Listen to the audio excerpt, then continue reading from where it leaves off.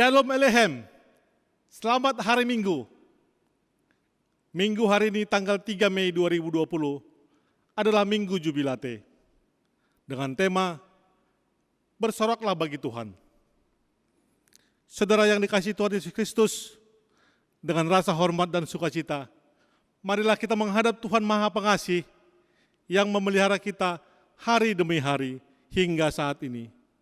Mengawali persekutuan kita bersama Tuhan, marilah kita saat teduh sejenak.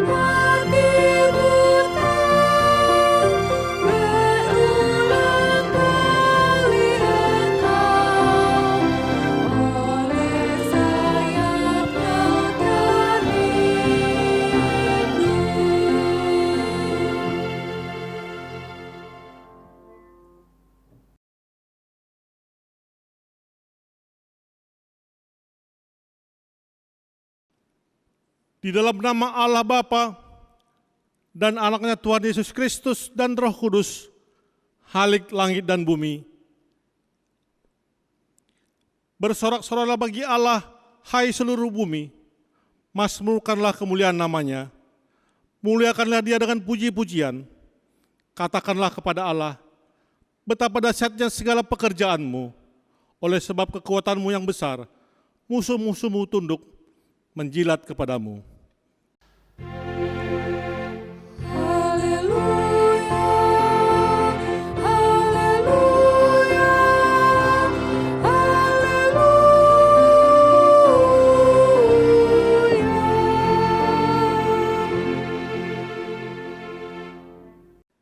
Marilah kita berdoa. Ya Tuhan Allah yang Maha Kuasa, hanya karena kasih-Mu lah kami beroleh berhimpun di hadapan-Mu untuk memuji dan menyembah Engkau. Engkau sendiri telah menjanjikan bahwa jika ada 2 atau 3 orang bersekutu di dalam nama-Mu, Engkau akan memberikan apa yang mereka minta. Ya Tuhan, dengarkanlah permohonan kami, dan berikanlah kepada kami apa yang perlu bagi hidup kami. Terlebih lagi, berilah kami pengetahuan tentang kebenaran-Mu dan hidup kekal di dalam anak-Mu, Yesus Kristus Tuhan kami. Amin.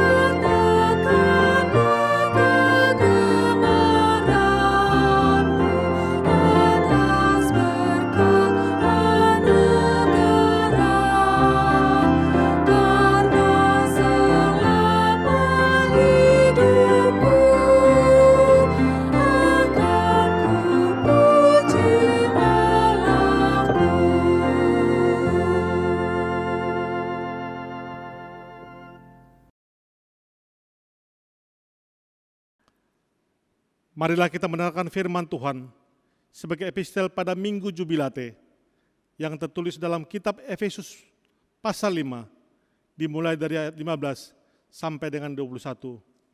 Saya akan membacakan untuk kita semua. Karena itu, perhatikanlah dengan seksama bagaimana kamu hidup. Janganlah seperti orang bebal, tetapi seperti orang arif.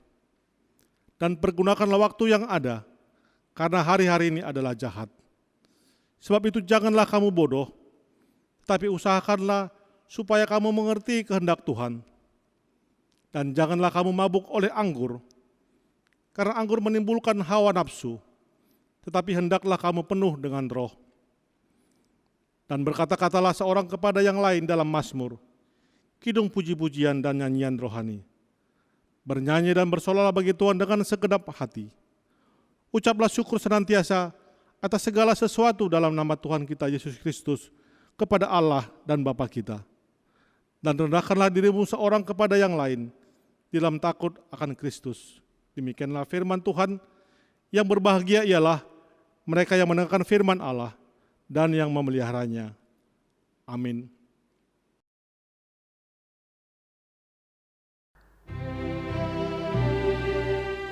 Mana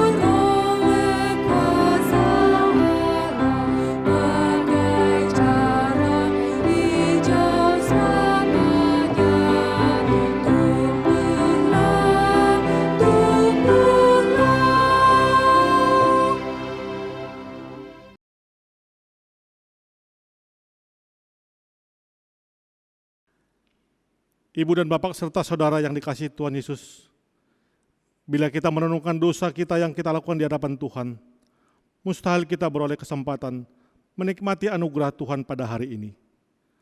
Walaupun saat ini kita masih dapat menikmati anugerah-Nya, itu semua karena Tuhan mengasihi kita.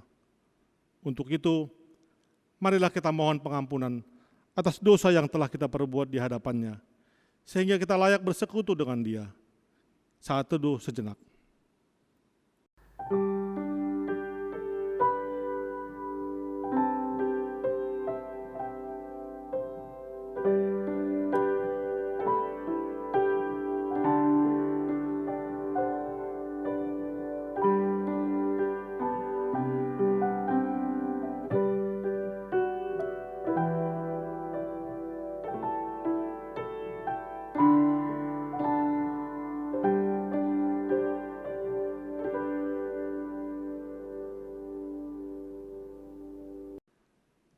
Bapa kami yang bertahta di dalam kerajaan surga, Engkaulah Tuhan yang berkuasa mengampuni segala dosa umat manusia, dan pengampunan-Mu telah Engkau nyatakan melalui Yesus Kristus, anak-Mu yang tunggal Tuhan kami. Tolong dan kasihanilah kami, agar kami yakin dan percaya akan pengampunan dosa kami, sehingga kami benar-benar hidup dalam damai sejahtera, dan Engkau dan sesama kami. Ya Roh Kudus, terangilah hati dan pikiran kami, sehingga kami tidak merasa bimbang akan kasih setia-Mu, dan kami beroleh kekuatan untuk melakukan kehendak-Mu. Sekarang kami persembahkan diri dan jiwa kami kepada-Mu, sebagai persembahan yang hidup, kudus dan mulia, di dalam nama Yesus Kristus, Tuhan dan Juru Selamat kami. Amin. Janji Tuhan tentang pengampunan dosa. Marilah kepadaku semua yang letih lesu dan berbeban berat. Aku akan memberikan kelegaan kepadamu. Pikirlah kuk yang kupasang dan belajarlah padaku. Karena aku lemah lembut dan rendah hati, dan jiwamu akan mendapat ketenangan. Sebab kuk yang kupasang itu enak, dan bebanku pun ringan. Segala kemuliaan bagi Allah di tempat yang maha tinggi. Amin.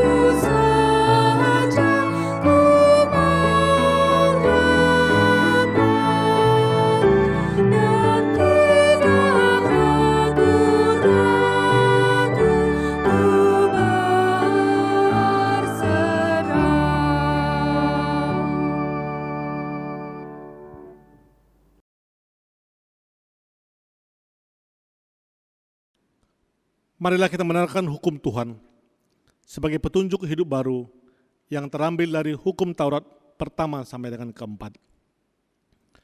Hukum pertama, Akulah Tuhan Allahmu, jangan ada padamu Allah lain di hadapanku.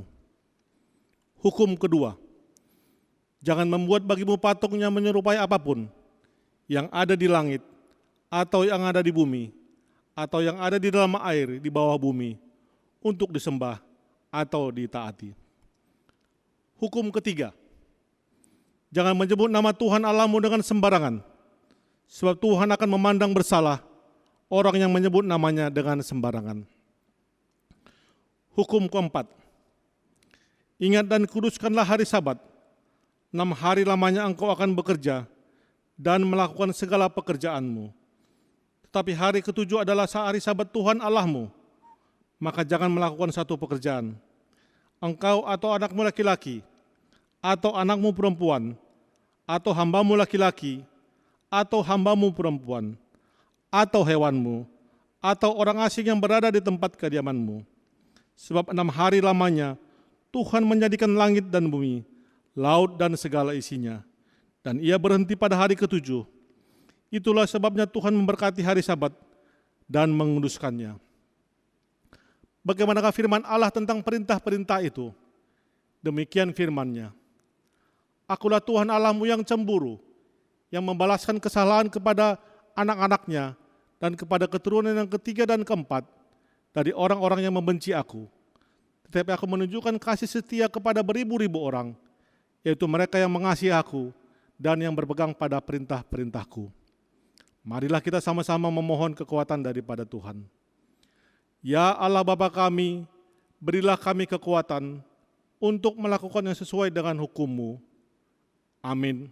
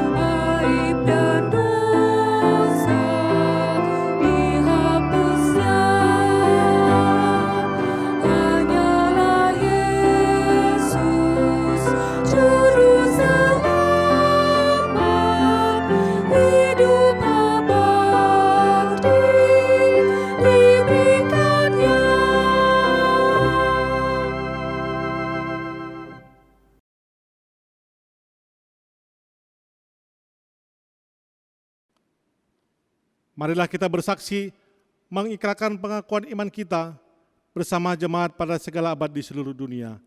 Kita mulai.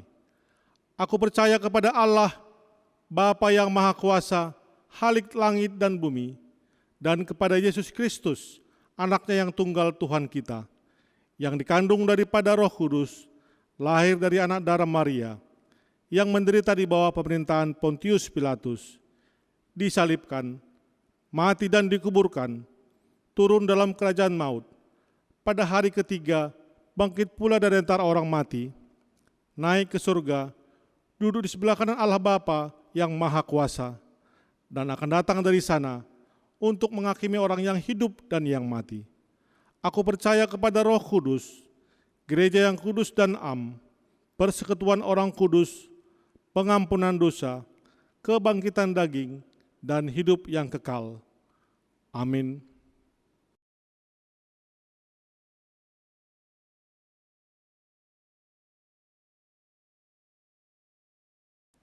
Marilah kita sama-sama berdoa dalam doa syafaat dan ikutilah doa ini dalam hati kita masing-masing. Ya Allah Bapa kami di sorga, Engkaulah yang menguduskan hari perhentian bagi umat-Mu, supaya selalu tersedia ruang dan waktu bagi kami untuk menyembah Engkau dan bersekutu dengan saudara-saudara kami dalam Kristus. Terangilah hati dan pikiran kami untuk menyambut cahaya firman-Mu, agar kami semakin sehati dan sepengharapan di dalam Engkau, dan segala perselisihan dan perbedaan pendapat yang mengeruhkan hidup persekutuan kami semakin mencair di dalam kerinduan kami kepada rumah-Mu. Karena itu kami memohon kepadamu, tolong dan bimbinglah semua orang yang rindu datang padamu, supaya mereka turut menikmati sukacita persekutuan dalam nama-Mu. Ya Tuhan Yesus Kristus Raja Gereja, kami tidak dapat berbuat sesuatu yang baik dalam gereja-Mu, jikalau kami mendasarkannya pada kemampuan dan keulutan kami sendiri. Jangan tinggalkan kami, dan janganlah biarkan persekutuan kami menjadi celaan bagi pendamaian-Mu. Tetapi bangunkan kami, supaya kami membukakan dan menyediakan hati dan batin kami kepadamu, supaya Engkau sajalah dalam Roh Kudus memimpin kami untuk menuruti segala perintah dan hukum-hukum-Mu, dan supaya Tuhanlah yang menjadi penghibur bagi kami dalam masa-masa kesusahan dan penderitaan dunia, supaya olehnya nyata bagi kami kasih-Mu yang maha adil dan setia. Kami juga memohon hikmat dan bimbingan-Mu bagi pemerintah yang dipercayakan untuk mengatur dan memimpin bangsa dan negara kami ini, dari pemerintah pusat sampai ke daerah. Ingatkanlah mereka selalu akan pertanggungjawaban mereka kepadamu, dan tuntunlah mereka untuk menjalankan pemerintahan sesuai dengan amanat yang mereka terima, dan membawa seluruh rakyat Indonesia kepada kesejahteraan, ketentraman yang semakin kokoh, adil dan merata. Khususnya dalam menghadapi pandemi COVID-19 yang telah melanda dunia ini. Kami berdoa untuk Bapak Presiden kami, Bapak Joko Widodo, beserta kabinetnya, para dokter, para perawat, dan tim relawan yang telah memberikan waktu dan tenaganya untuk membantu dan merawat para pasien yang terkena virus COVID-19. Berikanlah kekuatan, kesabaran, dan kesehatan. Berkati keluarganya ya Bapak, anak-anaknya, istri atau suaminya yang telah terpisah karena meluangkan waktunya dalam perawatan para pasien COVID-19.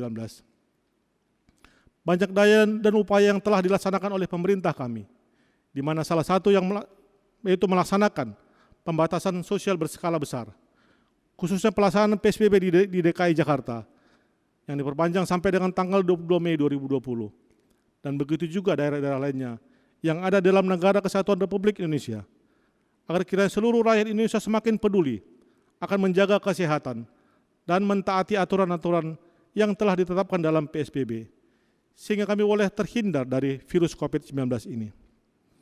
Anak-anak kami yang menjalani persiapan ICD, di mana pembelajaran tertunda karena kondisi yang kami alami sekarang ini. Kiranya Engkaulah Tuhan yang menguasai hati dan pikiran anak-anak kami, supaya mereka jangan tergoda oleh hal-hal yang tampaknya menggairahkan, yang menjadi kegemaran dunia ini.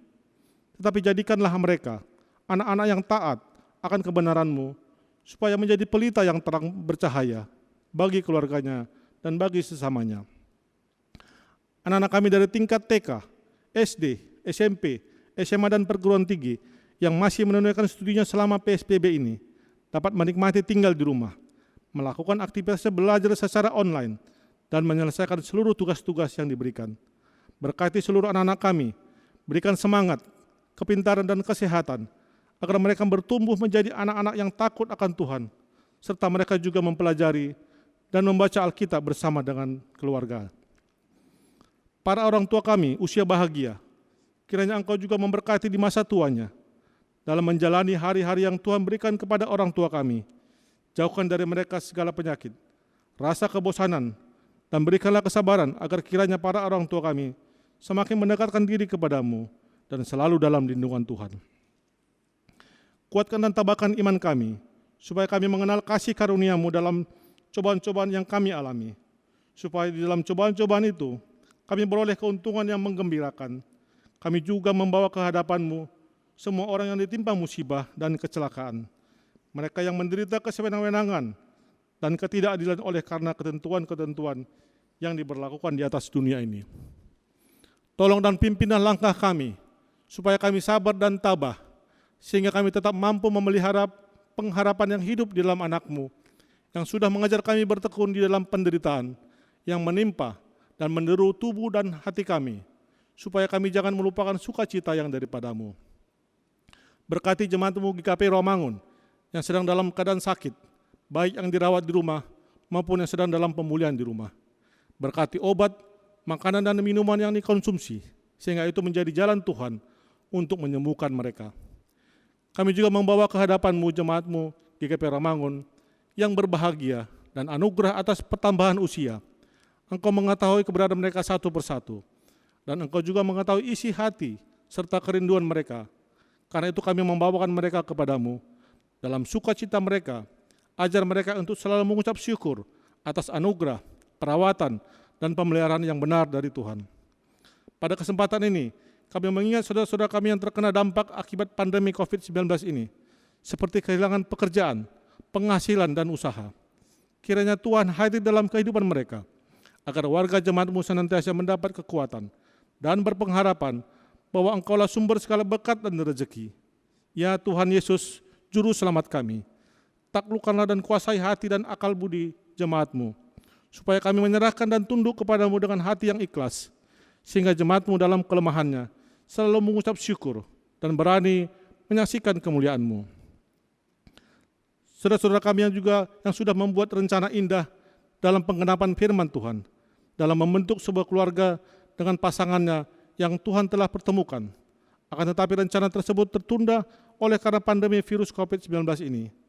Ajar dan pimpinlah hati dan pikiran mereka, supaya mereka semakin mengenal kasih karunia-Mu dalam pengaturan dan ketetapan-Mu, sehingga mereka taat akan kebenaran-Mu, supaya mereka juga turut menikmati sukacita persekutuan di dalam nama-Mu. Ya Tuhan kami, dengan kekuatan kami sendiri, kami tidak dapat berdiri dan berjalan pada jalan-Mu. Karena itu, untuk semua pekerjaan pelayanan kami di dalam gereja-Mu GKP Romangun, Engkaulah yang menjadi kekuatan dan pertolongan kami. Kami juga memohon berkat dan pimpinan hikmat-Mu untuk semua kami para pelayan-Mu, Bapak Pendeta WGP Luban Tobing, para penatua, majelis, dan penasihat. Utuslah Roh-Mu berdiam di dalam hati kami, supaya perkataan kami menyuarakan kebenaran-Mu. Berilah ketabahan dan kesabaran kepada kami, para pelayan-Mu, agar dengan lemah lembut dan hati yang bersabar, mengajak dan mengajar orang untuk mengenal-Mu, supaya bertambah pengertian dan pemahaman jemaat-Mu akan kasih karunia-Mu. Terangi dan lindungilah gereja-Mu GKP Romangun, dan semua Injil keselamatan yang diberitakan ke seluruh dunia ini, supaya semua orang yang mendengar dan datang padamu turut beroleh sukacita yang Engkau berikan. Dalam kasih anugerah-Mu kami memohon, sempurnakanlah dan kabulkanlah doa kami, supaya kehadiran kami di atas dunia boleh menjadi pujian bagi nama-Mu yang maha kuasa itu. Di dalam anak-Mu, Yesus Kristus Tuhan kami. Amin.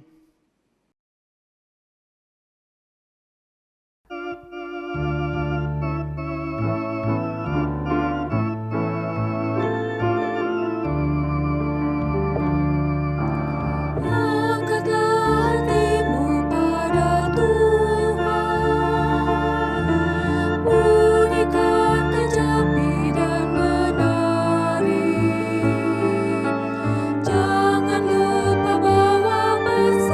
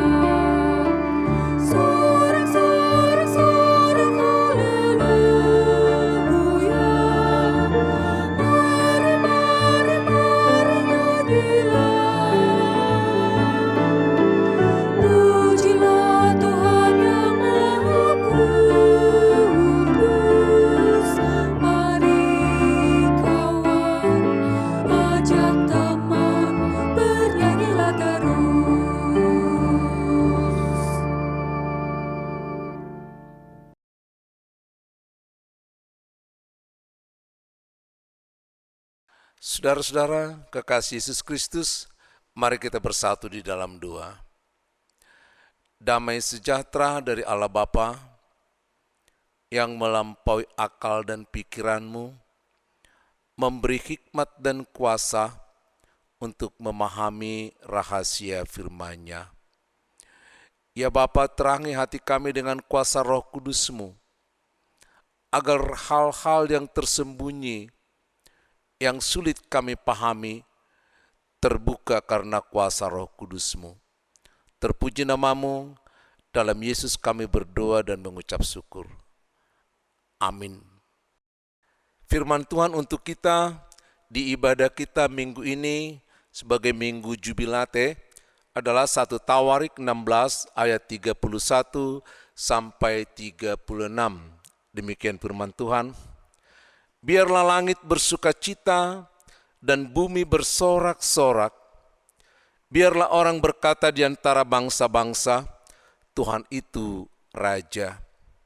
Biarlah gemuruh laut serta isinya, biarlah beria-ria padang dan segala yang di atasnya. Maka pohon-pohon di hutan bersorak-sorai di hadapan Tuhan, sebab Ia datang untuk menghakimi bumi. Bersyukurlah kepada Tuhan sebab Ia baik, bahwasanya untuk selama-lamanya kasih setianya. Dan katakanlah, selamatkanlah kami, ya Tuhan Allah, penyelamat kami. Dan kumpulkan dan lepaskan kami dari antara bangsa-bangsa, supaya kami bersyukur kepada nama-Mu yang kudus, dan bermegah dalam puji-pujian kepadamu. Terpujilah Tuhan Allah Israel dari selama-lamanya sampai selama-lamanya. Maka seluruh umat mengatakan, Amin, puji Tuhan. Saudara-saudara, kekasih Yesus Kristus, tragis memang kalau Daud, seorang yang masih remaja, kemudian dari tengah-tengah penggembalaannya, dia dipanggil untuk diurapi menjadi raja bangsa Israel yang tidak pernah dipikirkannya. Dia seorang penggembala yang tulus, yang juga penyayang musik, karena di saat-saat senggang menggembalakan kambing dombanya untuk mengusir rasa kesepian, maka dia belajar menggunakan musik untuk menghibur dirinya dan mendekatkan dirinya kepada Tuhan melalui alat-alat musik berbagai macam yang dia gunakan. Kemudian oleh panggilan Tuhan, ia diurapi menjadi calon raja bagi bangsa Israel. Dia seorang remaja yang mengabdi kepada Tuhan, kepada keluarga, dan dengan berbagai cara dia menunjukkan sebagai seorang yang setia di hadapan Tuhan dan keluarga. Namun setelah dia diurapi menjadi raja, keadaan menjadi berubah. Saat ketulusannya seringkali dipikirkan salah oleh orang lain.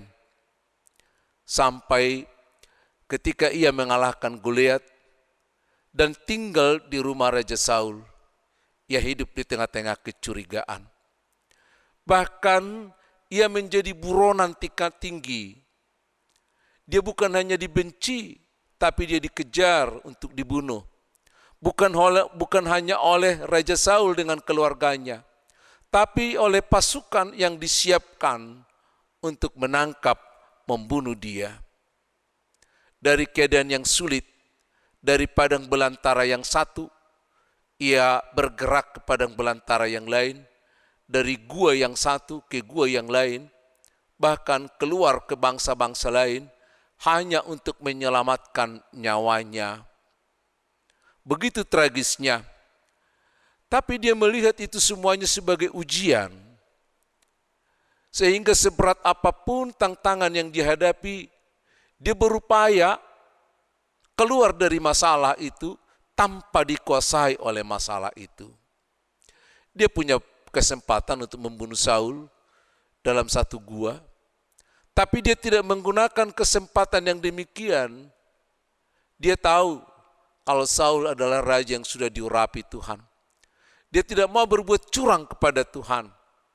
Disitulah ketulusan, kejujuran, kemampuan untuk mengatasi setiap masalah. Oleh karena itu dia terus bergerak bagaikan burung Raja Wali. Di mana tantangan semakin kuat, dia pun semakin kuat. Naik ke atas, dibawa oleh tantangan itu. Sehingga dia mengatasi segala-galanya. Yesaya 40 ayat yang ke-31. Dan di puncaknya dia merayakan semua masalah yang dihadapi dituntaskan. Lalu dia dengan semua bangsa Israel mengwisuda dirinya keluar dari masalah menjadi seorang pemenang. Itulah yang kita rayakan dalam minggu ini, yang kita lihat dari 1 Tawarik 16 ayat yang ke-7 sebenarnya sampai ayat yang ke-36 ketika Daud memberikan satu nyanyian yang akan dinyanyikan oleh Asaf dan yang kemudian dikenal menjadi Bani Asaf. Shalom Elohim. Terima kasih, walaupun saya tidak melihat, saya tahu kalau saudara-saudara sedang menjawabnya dengan Elohim Shalom. Terima kasih saudara-saudara. Saudara-saudara, di akhir-akhir minggu ini kita boleh semakin bersuka cita setelah mendapat berita adanya perkembangan untuk mengobati, menyembuhkan saudara-saudara kita yang terpapar COVID-19. Secara sayup-sayup namun pasti ternyata ada tim dokter yang terus berpikir bagaimana mengatasi penderita corona ini, yakni tim dari Tresia Monica yang kemudian menerapkan terapi plasma dan mengumumkan telah berhasil menyembuhkan beberapa orang dan menjadi harapan bagi banyak orang, bagi saudara-saudara yang menderita terpapar COVID-19 ini. Mungkin bukan hanya Indonesia nanti, tapi seluruh dunia. Oleh penemuan itu telah membebaskan rasa takut, rasa khawatir, menimbulkan pengharapan bagi orang-orang yang terpapar penyakit ini.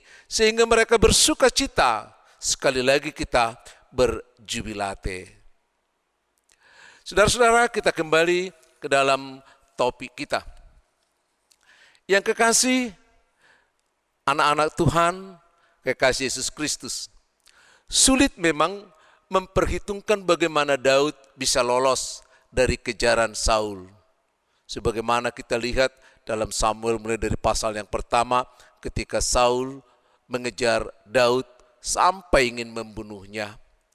Tetapi tanpa kita sadari dan ketika Daud juga berupaya menyelamatkan dirinya sembari menjaga kemuliaan Tuhan, ternyata segala sesuatunya turut bekerja. Sehingga Saul bukan mati di tangan Daud, tapi dia mati oleh karena perbuatannya sendiri. Maka dengan kematian Saul ini, bangsa Israel kembali datang kepada Daud, kemudian memintanya di Hebron agar memimpin bangsa Israel ke depan, karena dia adalah yang diurapi, yang akan membawa bangsa Israel menuju masa depannya. Maka ramai-ramai dari seluruh bangsa Israel menjumpainya di Hebron dan mengurapinya menjadi raja serta menerimanya sebagai raja. Kalau selama ini kita mendengar Daud diurapi sebagai seorang raja oleh Samuel, namun kali ini secara de facto dia akan diterima menjadi raja. Itu yang kita baca dalam 1 Tawarik pasal yang ke-11 ayat yang pertama sampai ayat yang ketiga. Tetapi pengurapan juga penerimaan Daud sebagai seorang raja tanpa persiapan. Mereka datang secara spontan untuk mengangkat Raja Daud, mengangkat Daud kembali menjadi raja di tengah-tengah mereka. Saya katakan mengangkat Daud kembali karena Daud sudah pernah diurapi oleh Samuel. Tapi kali ini oleh bangsa Israel dan diterima menjadi raja tanpa ada persiapan, tanpa ada fasilitas. Kalau dia menjadi raja tempatnya di mana? Gak ada. Oleh karena itu selepas dia diangkat menjadi raja, diurapi kembali, maka dia membangun strategi bagaimana merebut Yerusalem supaya menjadi pusat pemerintahan. Maka kita lihat di ayat-ayat selanjutnya bahwa ayat yang keempat, ayat yang ke-9, segera dia merebut Yerusalem supaya dijadikan menjadi pusat pemerintahan dan sekaligus nanti akan menjadi pusat peribadatan bagi bangsa Israel. Namun peristiwa itu tidak mudah karena semua langkah-langkah yang ditempuh oleh Daud adalah langkah-langkah yang sangat berat yang harus dikerjakan dengan sepenuh hati, tidak boleh setengah-setengah. Sama seperti kita, gak boleh setengah-setengah melakukan apa yang menjadi tugas dan tanggung jawab kita. Kita harus kerjakan dengan sepenuh hati seperti untuk Tuhan. Kolose 3 ayat 23. Namun setelah Yerusalem direbut, lalu Daud masuk ke dalamnya, ia teringat dengan tabut perjanjian. Tabut perjanjian adalah simbol kehadiran Allah di tengah-tengah bangsa Israel yang dibangun di Gunung Sinai bersama dengan Musa dan Harun. Maka Tuhan memberikan petunjuk berapa besar, berapa panjang, lebar dan tingginya. Dan di dalam tabut itu ditempatkan 2 loh batu yang menuliskan hukum Taurat yang ke-10. Dan di dalamnya juga ada manna yang mereka makan selama dalam perjalanan dan tongkat Harun yang sempat berbunga itu. Tabut ini menjadi simbol kehadiran Allah. Dan ini selalu ditempatkan di tempat yang maha kudus di tengah perkemahan atau di kemah kudus, di mana mereka singgah, di mana mereka beribadah, di mana mereka membangun kemah pertemuan dengan Tuhan. Maka tabut ini diposisikan di tempat yang paling kudus sebagai simbol kehadiran Tuhan di tengah-tengah bangsa Israel. Karena selama pemerintahan Saul, tabut ini terbengkalai. Itu dibiarkan aja di Kiryat Yearim. Ya, kalau kita lihat 1 Tawarik 13 ayat yang ketiga. Jadi tabut ini terbiarkan terlantar, tidak pernah diurus, tidak ada penyembahan.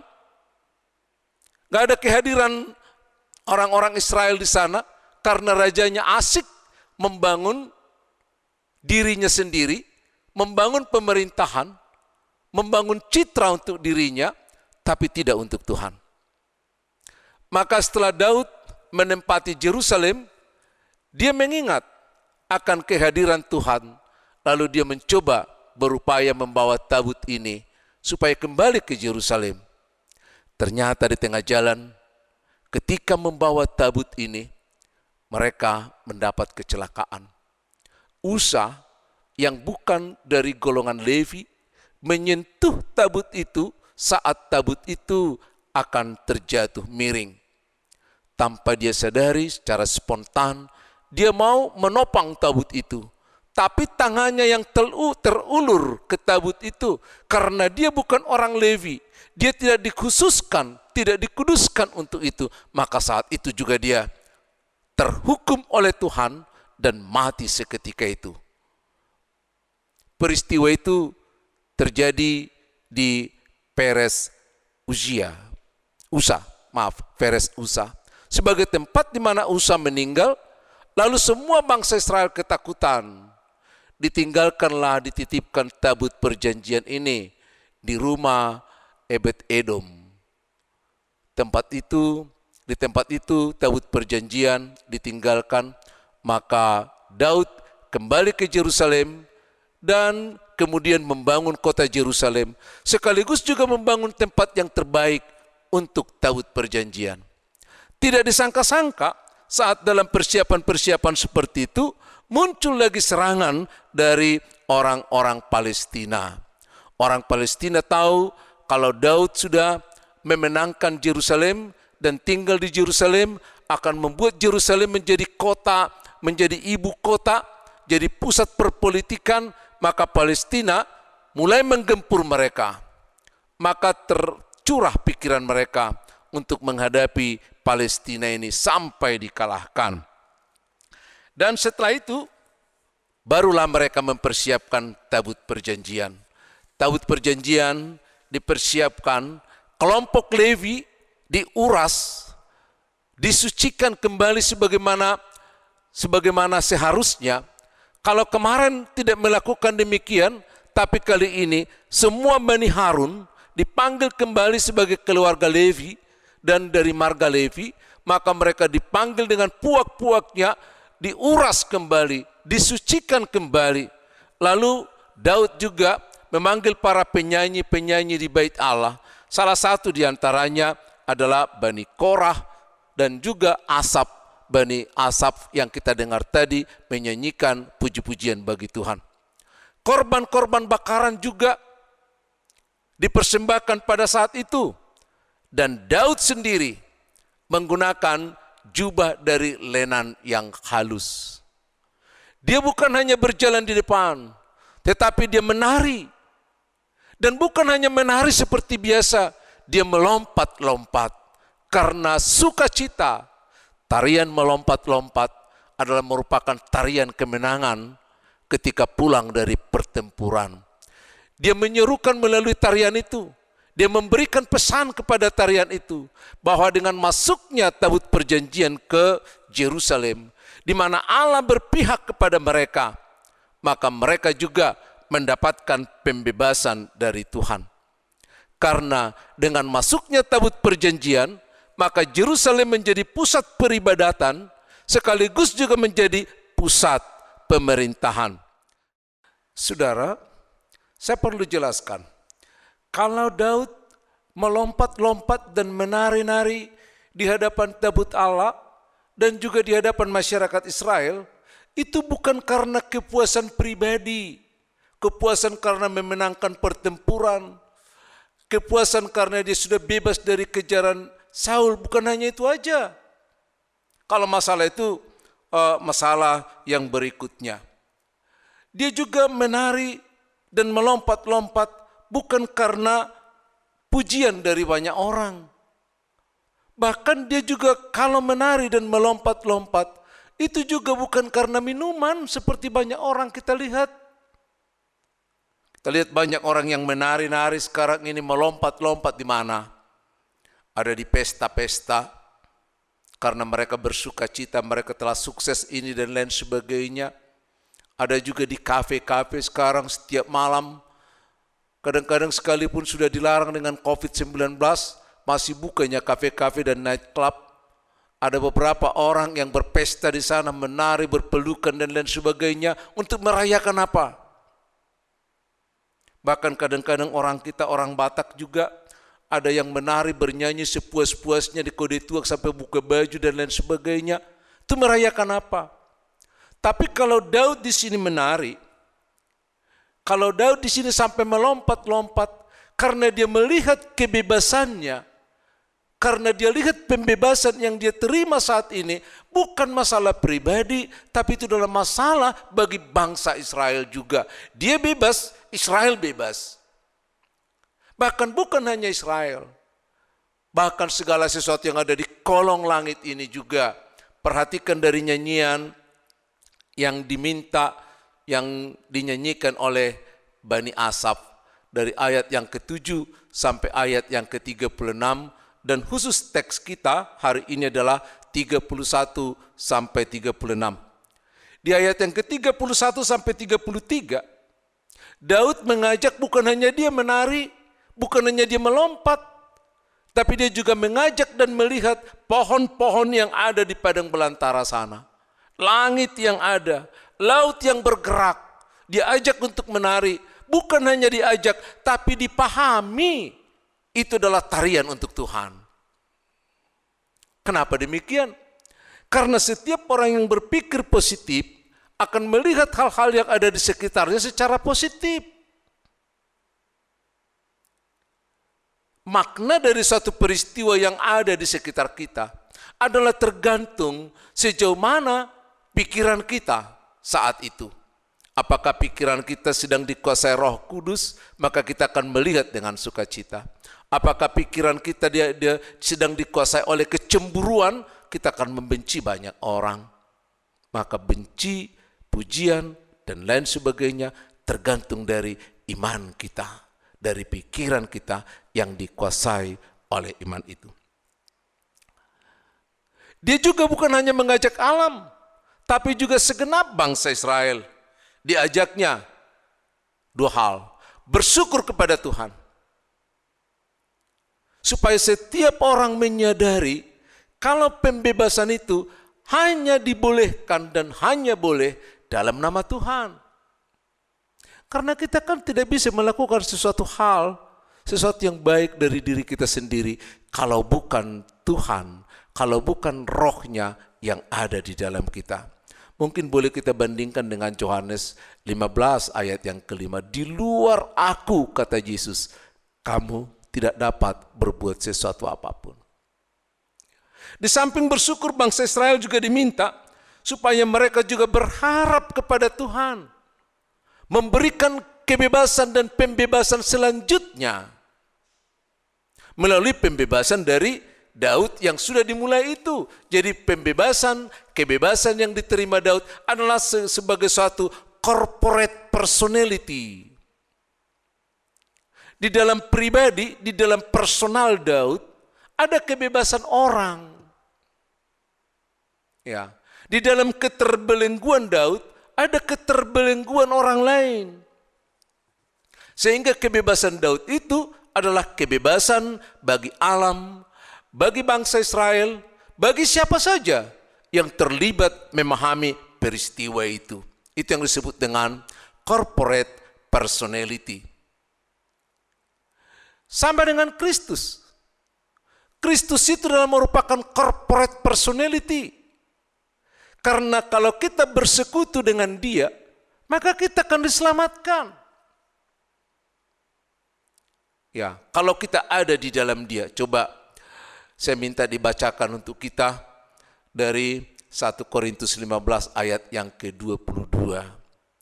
1 Korintus 15 ayat yang ke-22, di situ dikatakan, sama seperti semua orang yang bersekutu dengan Adam akan mati. Tapi setiap orang yang bersekutu dengan Kristus akan dibangkitkan dan dihidupkan. Jadi persekutuan dengan Kristus akan mendapatkan pembebasan, mendapatkan kehidupan, kebangkitan, dan kehidupan yang kekal itu. Kalau kita terlibat di dalamnya, kalau kita merasakan karya Allah melalui Kristus. Misalnya nih, kita mulai merasakan supaya kita terbebas dan merayakan jubilate juga. Apakah kita merasakan dalam baptisan Kristus yang dilaksanakan oleh Yohanes Pembaptis, itu bukan baptisan pertobatan, tapi baptisan di mana Allah yang menjadi manusia solider di dalam kemanusiaan, sehingga dosa manusia ditumpahkan kepadanya, ngerubung kepadanya.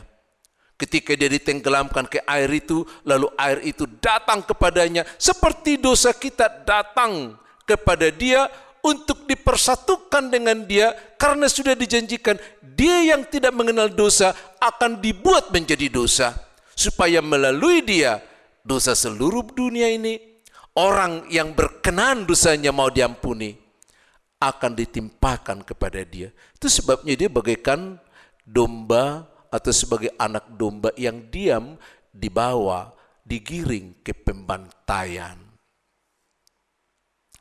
Semua orang tahu Kalau kematian Yesus di kayu salib adalah untuk menghapuskan, membayar lunas dosa kita, numpang tanya, sudah ikutkah dosamu di situ? Udah ikut?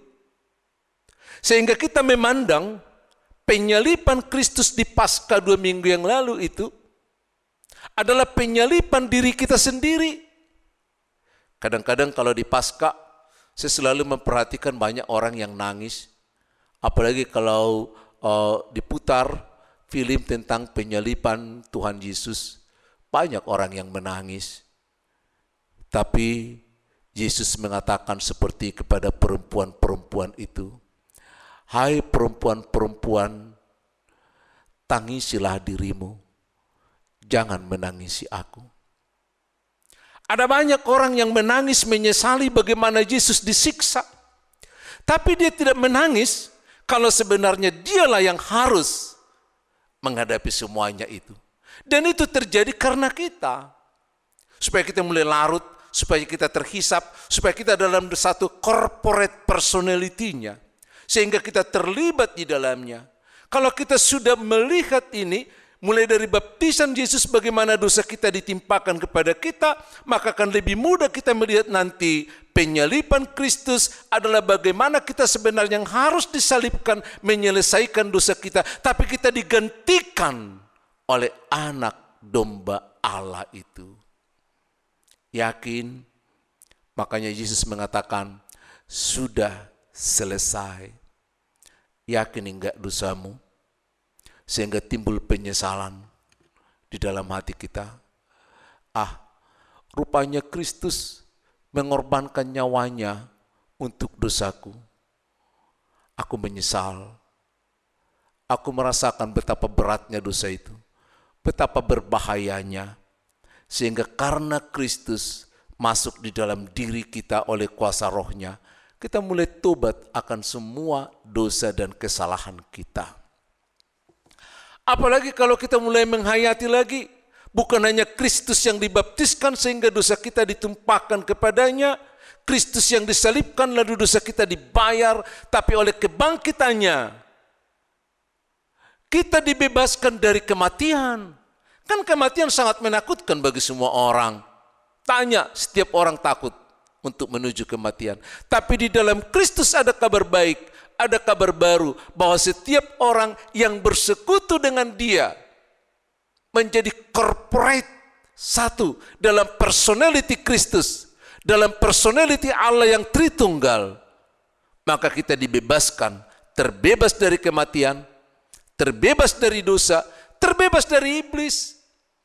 Inilah sukacita, inilah sebenarnya tahun Jobel, perayaan Jobel yang didahului oleh pembebasan, maka terjadi sukacita yang luar biasa. Itu juga sebabnya ciri khas orang Kristen adalah bersukacita dalam segala hal. Bersukacita. Kadang-kadang kita berpikir juga ya, bersukacita dalam segala hal. Memang kelihatannya aneh. Sesulit kita menerima kalau tidak di dalam Tuhan, seperti apa yang dikatakan oleh Paulus dalam Filipi 1 ayat yang ke-21. Mati adalah keuntungan. Coba. Bagi orang lain tersinggung loh. Kalau kita katakan hidup untuk Tuhan, mati adalah keuntungan. Karena dalam segala hal, orang Kristen diminta untuk mensyukuri keadaan itu. Bersyukurlah dalam segala hal. Bersukacitalah, berjubilatilah. Kenapa? Karena apabila kita satu dengan Tuhan, berkorporate dengan Sang Kreator, maka kita menjadi orang-orang yang berkreasi dan kreatif untuk menghadapi segala kemungkinan yang ada. Seperti Daud. Oleh karena itu saudara-saudara, melalui Minggu Jubilate, maka kita dipersiapkan menjadi anak-anak yang bersukacita, menyambut bersama dengan Kristus, bahkan menyambut kedatangannya yang kedua kali, karena sukacita kita bukan hanya di dunia ini, tetapi sukacita kita yang terbesar adalah dalam kehidupan yang kekal, yang sudah dipersiapkan bagi kita oleh Tuhan Yesus Kristus. Maka Dia katakan, aku pergi menyiapkan tempat bagimu.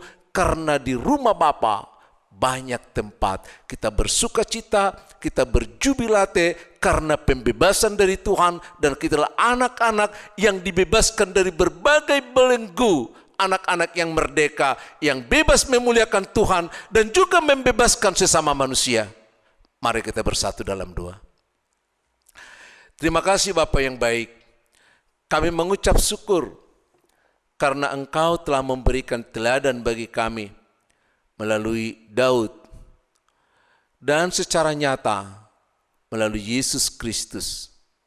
Karena di dalam Dia, dalam persekutuan dengan Dia, kami dibebaskan dari kematian, dibebaskan dari dosa, dibebaskan dari kuasa iblis, sehingga hidup kami adalah penuh sukacita dalam dunia ini menyongsong kedatangan-Mu yang kedua. Karena sukacita kami juga akan dipenuhi dengan sempurna hidup bersama dengan Allah Bapa di rumah-Mu yang kudus dan abadi. Amin.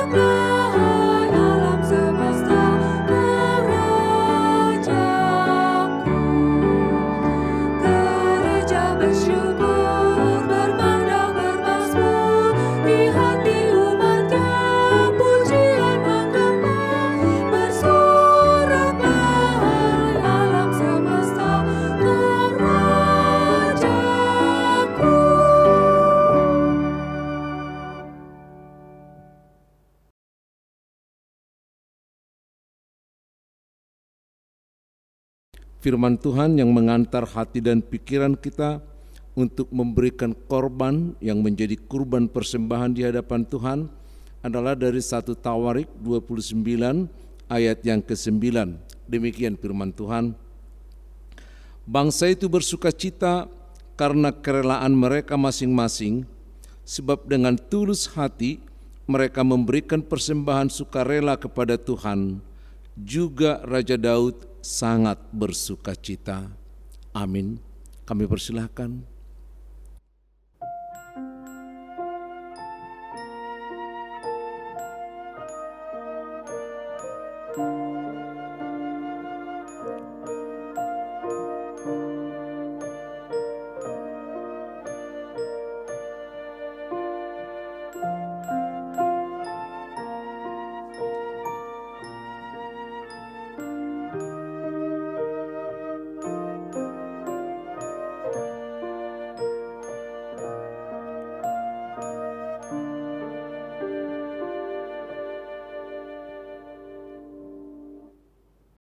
Saudara-saudara, kami undang untuk sama-sama bangkit berdiri.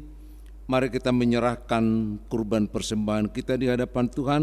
Kita berdoa. Ya Allah Bapa kami yang di surga, Engkaulah sumber segala berkat dan rahmat. Kami persembahkan di sini sebagian dari berkat yang Tuhan berikan kepada kami sebagai kurban persembahan kami di hadapan-Mu. Adapun yang kami persembahkan ini ialah yang kami terima daripada-Mu, karena siapakah kami sehingga dapat memberi kepadamu. Kasihanilah kami, terimalah kurban persembahan ini menjadi dupa yang harum di hadapan-Mu. Berkati dan peliharalah agar kami menggunakannya untuk kejayaan kerajaan-Mu di tengah gereja-Mu di seluruh dunia. Bukalah hati kami dengan Roh-Mu yang kudus, agar kami senantiasa mengucap syukur dan terima kasih dalam nama Yesus Kristus Tuhan kami. Amin.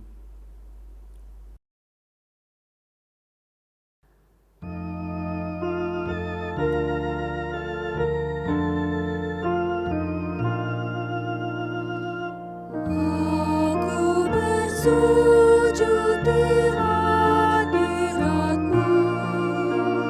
Ku bawakan persembahanku. Ku haturkan kepadamu Tuhan, kiranya Kau menerimanya. Aku bersyukur kepadamu Tuhan, atas berkat-Mu yang Kau limpahkan. Aku bersyukur kepadamu Tuhan, atas kasih-Mu yang Kau curahkan.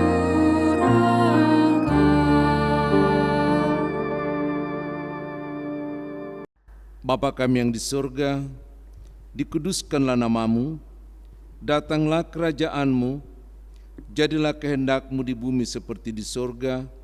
Berikan kami pada hari ini makanan kami yang secukupnya, dan ampuni kami akan kesalahan kami, seperti kami juga mengampuni orang yang bersalah kepada kami. Dan jangan membawa kami ke dalam pencobaan, tetapi lepaskan kami daripada yang jahat. Karena Kau yang punya kerajaan dan kekuasaan dan kemuliaan sampai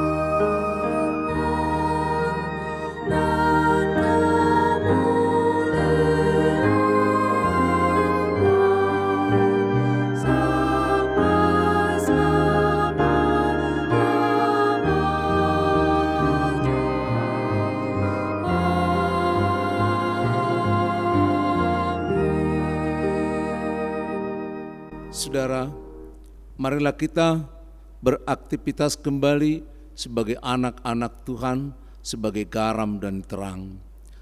Tuhan menyertai dan memberkatimu, Tuhan menyinarkan wajah-Nya kepadamu dan memberi engkau kasih karunia. Tuhan menghadapkan wajah-Nya kepadamu dan memberi engkau damai sejahtera. Amin.